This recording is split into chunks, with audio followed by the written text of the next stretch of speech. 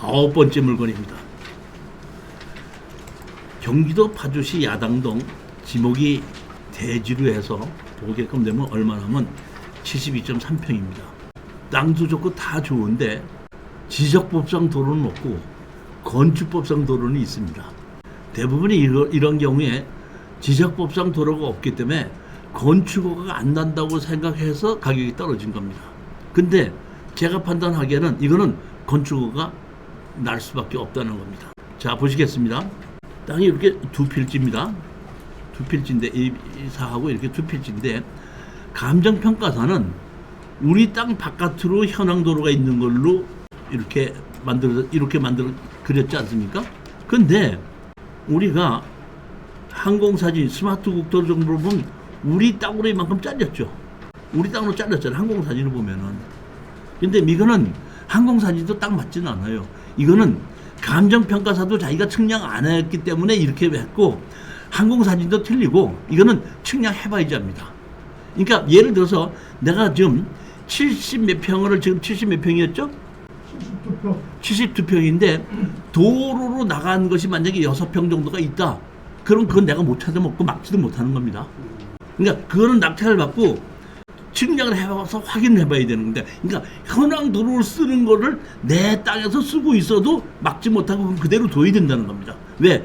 그거는 지적법상 도로가 아니고 건축법상 도로로 만들어졌기 때문에 막지도 못하고 또 건물을 진다고 했을 때 그렇게 현황 도로로 쓰고 있는 경우에는 건폐율과 용적률도 빼버립니다. 예를 들어서 72평인데 6평이 현황 도로로 쓰고 있다 그러면 64평을 가지고 건폐율과 용적률을 적용해서 건축허가를 내준다 이런 뜻입니다. 그러니까 이거는 측량해봐야 된다는 겁니다. 다만 요 있는데 여기 요 땅 있죠. 우리 땅이 지금 요 땅이잖아요.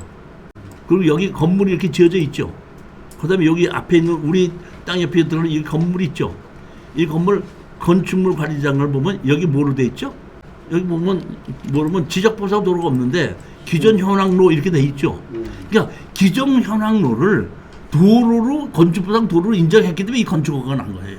그러니까 우리가 그때는 있는 이 기존 도로 맞은편에 있는 이 땅도 같이 현황 도로로 인정이 된다 이런 뜻입니다. 이미 이 현황 도로는 건축법상 도로로 인정했던 자료가 있기 때문에 만약에 이걸 허가를 안 내준다면 이걸 가지고 그냥 이 자료를 가지고 이거는 그러니까 인허가를 받을 때는 지적법상 도로가 필요한 것이 아니라 건축법상 도로가 필요한 거거든요. 건축법상 도로가 이렇게 인정받은 게 있지 않느냐고 하게끔 되면 건축 인허가를 내준다 이런 뜻입니다. 10번째 물건인데 이거는 제가 먼저 번에도 한번 추천을 했었는데 또 떨어졌길래 저는 여기 괜찮을 것 같은데 싶어갖고 34%까지 떨어졌으니까 뭐 저는 49%까지 떨어졌을 때도 투자해도 된다 이렇게 생각했는데 34%까지 떨어졌으니까 한 번 더 해볼만 하지 않느냐 싶어서 다시 한번 제가 또 한번 추천을 했는데 평택시에 오피스텔인데 좀 높게 짓지 않고 넓게 졌어요. 보면 이렇게 넓죠? 네 채가 아니잖아요. 상당히 넓죠. 보면 이렇게 있어갖고 이렇게 큰 집이 있고 여기 있는 이런 곳인데 제가 보면 이것도 평택에가 지금 아파트 가격이 좀 주춤주춤 하고 있습니다.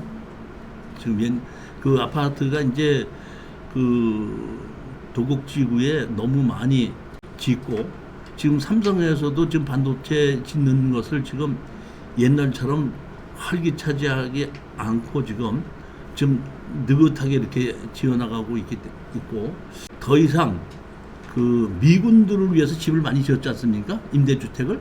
근데 그때 임대주택은 미군들을 평택으로 옮기면서 기지 내에 집이 없었거든요. 그러니까 바깥에다가 빌려줬단 말이에요. 그러니까 우리나라하고 달리 월세가 아니라 연세로 일부러 주다 보니까 사람들이 집을 많이 지은 거예요. 근데 몇 년이 지나다 보니까 미군 부대 안에다가 이제 캠프를 다 지었어요. 그러니까 그 군인들이 바깥에 나와서 월세를 살 필요가 없으니까 캠프 안에 집에서 하죠. 그러다 보니까 그런 집들이 평택에 많이 남다 보니까 아파트 가격이 안 올라가고 있어요. 주춤주춤 하고 있다는 뜻입니다. 평택에 지금. 그렇기 때문에 이렇게 다세대 같은 경우에는 감정 가격보다 많이 떨어질 수가 있는데 34%까지 떨어졌을 때는 지르지 않고 낙찰을 받으면은 그래도 돈이 된다는 겁니다. 11번째 물건을 보시겠습니다. 경기도 광주시 능평동에 전원주택이 이제 경매로 나왔는데, 제가 경기도 광주에서 사는 지가 한 25년, 근 30년이 되는데, 여기 능평동은 광주라고 보시면 안 되고 분당이라고 봐야 되는 곳입니다. 생활권이 분당으로 편해 있는 것이지 광주 쪽은 아닙니다. 그런 곳에 여기 보면 이쪽에도 땅이나 다세대가 경매가 많이 나왔던 곳인데, 여기에 단독주택이 경매로 나왔는데 보게끔 되면 5억 7천짜리가 2억 8천2백으로 떨어졌기 때문에 뭐 이 집이 좋다는 것이 아니라 가격이 떨어졌기 때문에 질르지 않고 낙찰 받으면 될 수 있겠다, 이런 말씀을 드리는 겁니다. 그러니까 감정 가격의 80% 정도에 내가 매도를 한다고 내놓으면 아마 매각이 잘 될 겁니다. 그러니까 감정 가격의 80% 정도에 팔 거라고 생각하고 우리가 입찰에 들어가서 낙찰을 받아야 되는 겁니다. 단독주택인데 한번 보시겠습니다. 여기 보면 집이 이렇게 나란히 있고 조금 그 다세대 있는 데서도 조금 떨어진 것 같아요, 제가 보기엔. 그래서 그 다세대를 있는 쪽에는 그 저기 뭐 버스가 이렇게 다니는데 여기 버스가 다니는지 안 다니는지 제가 거기까지 확인을 못했어요. 만약에 일반 버스가 여기까지 다니지 않는다고 했을 때는 조금 다시 한번 좀 생각을 해봐야 되고, 이 동네에 우리 마을 버스라 그러죠. 마을 버스가 여기까지 다는지 안 다는지 그걸 확인을 제가 못했습니다. 조금 그런 면이 있기 때문에 그걸 생각하시고 절대 지르지 않고 낙찰을 받으신다면 돈이 된다는 겁니다. 집도 이렇게 깨끗하게 뭐 잘 지어져 있는 그런데 조금 그 능평동에서도 다세대가 많이 모여져 있는 것이 아니라 조금 변두리 쪽이에요. 여기 보면 이렇게 조금 여기 분당하고 가깝거든요. 그러니까 여기서 전부 다 분당으로 다녀요. 마을버스 타고 가서 여기 분당에 가서 여기서 이제 역 전철 타고 다니는 것이 여기 뭐야? 능평동 쪽입니다. 이쪽. 자, 12번째 물건을 한번 보시겠습니다. 대검면 율생리의 땅이 344분의 297입니다. 그러니까 일부를 다른 사람이 조금 갖고 있었는데, 제가 보니까 이 사람이 갖고 있는 걸 이 전부 다가 다 경매로 나왔더라고요. 다 나왔는데 다른 거는 지분이 한 개도 없이 요 땅만 일부가 지분이 다른 사람이 갖고 있더라고요. 제가 보기에는 이 사람이 우리 땅을 가지고 절대로 뭐 못 살게 구고 뭐 어떻게 하자 이러지는 않을 걸로 제가 보입니다. 예전에도 그 구리에 이런 것이 경매로 하나 나와서 반가격으로 떨어져 갖고 우리 수강생이 낙찰을 받았는데, 한번 만나보라 할 때 가서 연락해서 만나봤더니 그 집은 어떻게 해서 내가 갖고 있는데요, 그러면 팔겠습니다 해서 내가 경매로 얼마에 샀으니까 그 가격으로 해서 80자 했더니 예 그렇게 할게 하고 쉽게 받는 게, 무조건 여기에 340번에 297이기 때문에 한 40 그 7회배 정도, 한 서너 평 정도를 다른 사람이 갖고 있다고 해갖고 너무 신경 쓰지 말아라, 이런 얘기입니다. 자, 그리고 여긴 또 하나는 우리가 낙찰 받는 땅이 이 땅이거든요. 이 땅인데 여기 앞에 보면 64.81제곱미터 있죠. 이만큼이 이게 뭐냐면 국어거든요. 국어인데 현황 국어를 점유해서 사용을 하고 있더라고요, 지금 보니까. 그러니까 이 땅은 이만큼은 우리가 사는 건 아니지만 사용의 권한은 우리한테 넘어올 수 있고, 제가 우리 강의할 때 국유지 점유나 불화 받는 거 제가 말씀드렸지 않습니까? 충분히 그렇게 할 수 있는 땅. 그러니까 64.81 땅을 불화를 받을 수도 있는데, 제 수강생 중에서 한 명이 이거 불화를 받을 수 있습니다 하고 해서 그 공장 입구에 있는 이런 땅을 있는 거를 같이 낙찰을 받았거든요. 그래서 불화 받았습니까 했더니 저한테 그분이 그러더라, 그걸 불화를 왜 받아요? 그 돈을 주고 그냥 내가 쓰고 있으면 그대로 되는 거죠. 돈 주고 살 필요 없지. 뭐 하려고 내가 그 돈을 주고 그걸 불화를 받아요? 그냥 내가 그대로 쓰고 있으면 되는 거지. 뭔 그걸 불화를 받습니까 그거를. 이렇게 얘기하신 분도 있었습니다. 이것도 지금 이만큼 약 64제곱미터면 약 20평 정도를 점유하고 사용하고 있다는 뜻입니다. 자, 보시겠습니다.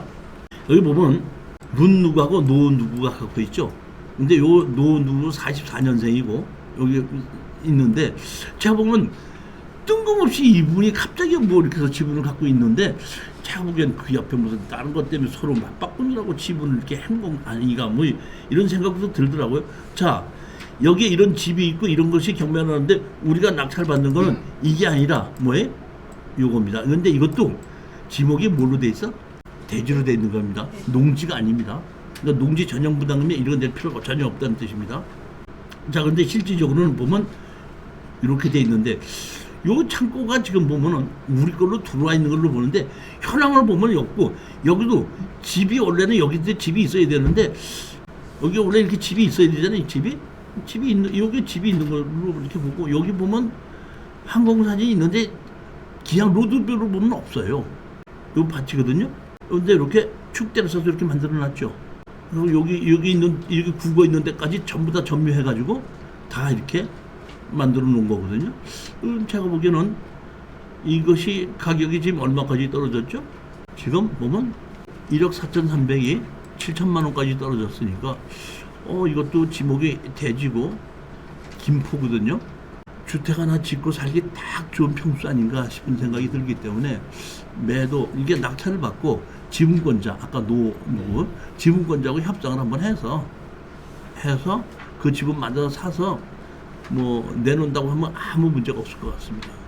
저는 이것도 좋은 땅이라고 보고 한 20평 정도 그거를 우리가 점유하고 사용하고 있으니까 그것도 우리가 파는 데 많이 도움이 되죠. 내 건 아니더라도 실질적으로 그만큼 그 사람이 집을 줬고 물론 건물을 짓 때 그거를 건폐율이나 용적률에 적용해 주진 않지만은 우리가 집을 지었고 마당으로 쓸 수는 있지 않습니까? 요시면 김포 쪽이지. 네? 예. 김포. 예, 김포죠, 김포. 강원하기 전에 김포가 아주 땅이 비싸고 잘 팔립니다. 김포가 아주 인기가 있더라고요. 13번째 물건인데 7분의 3 지분 매각인데 강제 경매로 카드 떼금에 의해서 강제 경매가 나와서 1,800만 원이 나왔던데 제가 이런 거를 몇 번을 제가 경매로 낙찰 받는 것을 가끔가다 이런 걸 보는데 이것도 조금 안타깝더라고요. 보니까 남편이 있고 딸하고 아들 하나하고 부인이 있었는데 제가 보니까 남편이 돌아가셨더라고요. 그러니까 남편 이름으로 있던 것을 부인하고 자식 이름으로 상속을 받아서 이제 7분의 3 상속을 받고 7분의 2, 7분의 2 이렇게 다 상속 받는 게 그러니까 그 배우자가 1.5 아들 1이다 보니까 그 상속을 받았는데 이 이제 시어머니를 모시고 이 집에서 살고 있는데 이 여자분이 좀 금전적으로 부족했는지 카드 떼고는 못 내가지고 강제 경매가 나왔거든요. 감정 가격이 여기 보면 화곡동에 1억이라는 얘기는 7분의 3이 1억이라는 얘기는 약 2억이 넘어가는 한 2억 5천 정도쯤 되는 그 연립인데 1,800만 원 때문에 이게 경매로 진행되지는 않지 않는 이분이 어떻게든지 누구한테 얘기하든지 이거를 갚아서 취하가 되지 않을까 싶은 생각이 들어서 낙찰을 받고 만약에 취하가 된다면 강제경매이기 때문에 낙찰자에게 취하 동의서를 받아줘야 되니까 우리는 한 300에서 500 정도를 받고 취하 동의서를 주면 되는 거고 만약에 그렇지 않다고 그러면은 우리는 낙찰받고 7분의 3이고 이 여자분이 1,800만 원 정도를 갚을 능력이 없다는 경제적 능력이 없다는 뜻이거든요. 그러니까 경제적인 능력이 없는 사람을 쥐어짜봐야 나올 게 없어요. 이럴 때는 그냥 이분한테 가서 당신도 이렇게 입고 있다 보니까 앞에 공인중개사한테 내놓고 같이 7분의 3 내가 갖고 당신 아들 목 7분의 4는 당신이 가서 내놓고 그냥 팔자. 이렇게 해서 팔고 빠지면 되는데 그렇게 감정가로 판다고 하더라도 우리는 51%에 산다고 그러면은 뭐 감정 가격에 뭐 80%를 판다 그래도 한 20, 30%이 남으니까 지르지 마시고 아무리 질러봐야 55% 이상 쓰면 안 됩니다. 이거. 그 정도로 해서 낙찰 받아서 두 가지를 보는 거예요. 하나는 취하되면 취하 동의서를 도장을 찍어주면 우리는 잔금 안 내도 되고 등기 이전할 필요도 없고 한 300에서 500을 받으면 되는 거고 만약에 이분이 능력이 없어갖고 우리가 잔금을 내야 된다 그러면 앞에 가서 물론 이 사람에게 그 뭐랄까 지료를 내라고 청구할 수도 있긴 있지만은 제가 보기에는 1,800만 원이 없어서 경매를 당한 사람한테다가 그 해봐서 그 돈을 얼마나 더 뺏어오자 이런 뜻이에요. 그냥 하지 말고 이런 경우에는 그냥 바로 같이 가서 우리 공인중개사 내놓고 팔고 팔을 때 같이 도장 찍어줄 때 돈 받을 때 같이 나눕시다 해서 팔고 빠져나오는 것이 맞다 이런 뜻입니다.